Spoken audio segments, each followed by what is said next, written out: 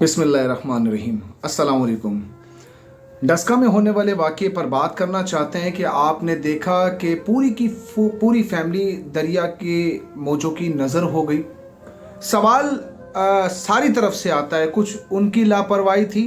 यकीनन जब ऐसे मामलात होते हैं तो ये सेल्फियाँ आज हम देखते हैं सोशल मीडिया पर मौत का बहाना बन चुकी हैं।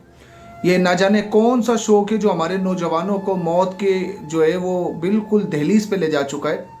लेकिन साथ साथ बात करना चाहते हैं हुकूमत वक्त से कि आखिर ये तमाम चीज़ों को ऑडिट क्यों नहीं है। अगर हुकूमत सूबों को फंड देती है तो क्या वजह है कि वो उसका ऑडिट नहीं कर पाती, चाहे वो किसी भी सूबे की बात हो।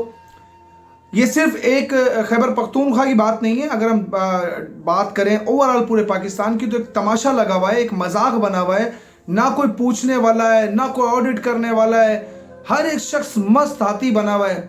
वहीं पर हम देखें गोरों को तो वो अंग्रेज़ जो है अपने कुत्ते को भी जो है वो रेस्क्यू करने पहुंच जाते हैं। लेकिन यहाँ पर हम दिन ब दिन रोज़ लाशें उठाते हैं।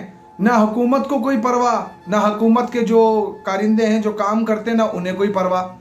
यकीन मानिए मैं पाकिस्तान को देखता हूँ तो मुझे एहसास होता है कि पाकिस्तान वाहिद वो मुल्क है जो अय्याशी खाना बना हुआ है। ख़ास कर ये जो वजारतें लेकर बैठे हुए हैं, जो ओहदों पर बैठे हुए हैं।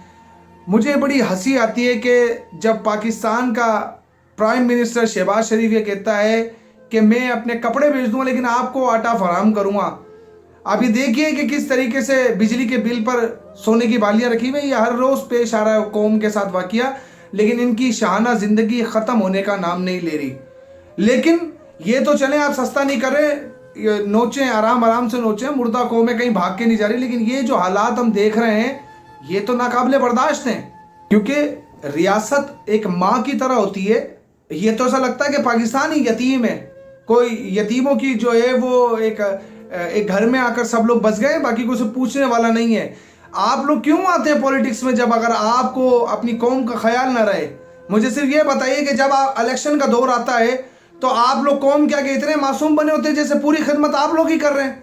जैसे आपका टाइम ख़त्म होता है, आप लोग इक़्तिदार में आ जाते हैं, उसके बाद कौन सी कौम, कौन से कपड़े फाड़ना। आपके सामने लोग मर गए, आपको फ़र्क तक नहीं पड़ा। क्या आपकी वो जो सूबाई हुकूमत है जो वहाँ पर खैबर पख्तूनख्वा में, क्या वहाँ पर उन लोगों को इस फ्लड के बारे में कुछ नहीं पता था कि सैलाब आना भी है, इस तरीके का कुछ होना कोई नहीं। तो इतने अमले को जो है सैलरियाँ देने का फ़ायदा क्या है? कोई ऑडिट नहीं। आप चाहे मार्केट चले जाएं, जिसका जो दिल करेगा वो उस तरह बेचेगा, आपको खरीदना पड़ेगा। आप मेडिकल स्टोर चले जाएं, अपनी मर्जी की कीमतें तय्युन की हैं, कोई पूछने वाला नहीं है। ना तो आप ऑडिट कर सकते हैं, ना ही कोई रोक टोक कर सकते हैं। आपने सिर्फ एक माफिया पाकिस्तान में बनाया हुआ है जो सिर्फ गरीबों को नुकसान पहुंचा रहा है। अमीरों के लिए यहाँ तो मुकम्मल तौर पे शाना जिंदगी गाड़ियों से उड़ा दें, लोगों को मार दें, कुछ भी कर लें, उनका कुछ नहीं होना। फाइनली ना उनको इदारे हाथ डालते हैं उनके ऊपर, और ना ही उनको कोई सज़ा होती भी हमने आज तक देखी है। ये पाकिस्तान नहीं, ये कब्रिस्तान ज़्यादा लगता है जहाँ पर सब लोग मुर्दा हैं। मैं इस तस्वीर को देखने के बाद आज पूरा सोशल मीडिया, पूरा पाकिस्तान सोग में डूब गया है। लेकिन मजाल है कि हुकूमत के सर पर जूं भी रहेंगे। और ये कोई पहला वाकया नहीं है, हम ऐसे कई वाकयात हुकूमत के देखते हैं कि उन्होंने कितना जो है आवाम को रेस्क्यू किया, या आवाम वहाँ पर गई हो तो उनको आगाह किया कि आप मत करें ऐसा, जान को ख़तरा है। ना तो पाकिस्तानियों की जान की कोई कीमत है और ना ही पाकिस्तानियों के मरने से इनको कोई फ़र्क पड़ता है। सवाल यहाँ पर यही है कि आखिर क्यों रियासत जो है वो एक माँ का किरदार या एक बाप का किरदार अदा करने को तैयार नहीं है? ये कौन सी पेट की आग है जो आपको लगता है आपने यहीं जीना सारी ज़िंदगी? ऐसे भी अब तो हमें यही लगता है कि हम किसी को क्या तो बीइंग पाकिस्तानी ये कहें कि क्यों कोई आके पाकिस्तान में ज़िंदगी गुजारेगा, क्यों यहाँ से लोग छोड़ के चले जाते हैं। यहाँ पर ला कानूनियत जगह जगह पर मिलती है, कोई कानून नहीं है यहाँ पर। जिसका दिल चाहे बदमाशी करे, वो गाड़ी से कुचल दे, उसके बाद उतर के मारे और लोगों को ये कहे तू जानता है मैं किसका बेटा हूँ।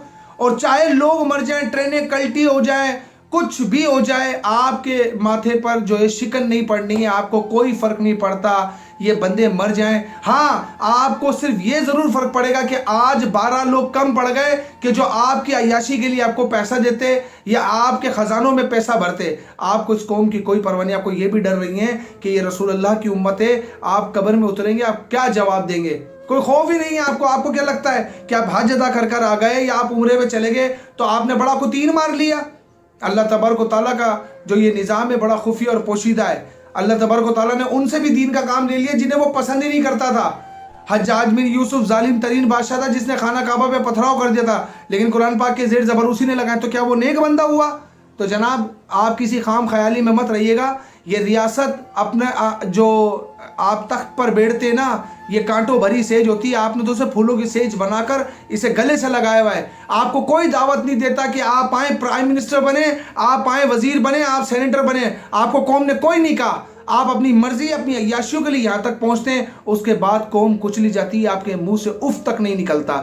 خیر ہم نے تو سالوں گلا پھاڑا ہے، کوئی فرق نہیں پڑا، لیکن ایک دکھ کی بات، ایک تکلیف کی بات ہے کہ آخر یہ کب تک چلے گا؟ ریاست کب تک ایسے ستو پی کے سوتی رہے گی کہ اسے ہوش نہ آئے؟ آپ لوگ اپنی رائے کا اظہار کمنٹ سیکشن میں ضرور کیجیے گا. ملتے ہیں اگلی ویڈیو میں، تب تک کے لیے اپنا بہت سارا خیال رکھے گا. اللہ حافظ.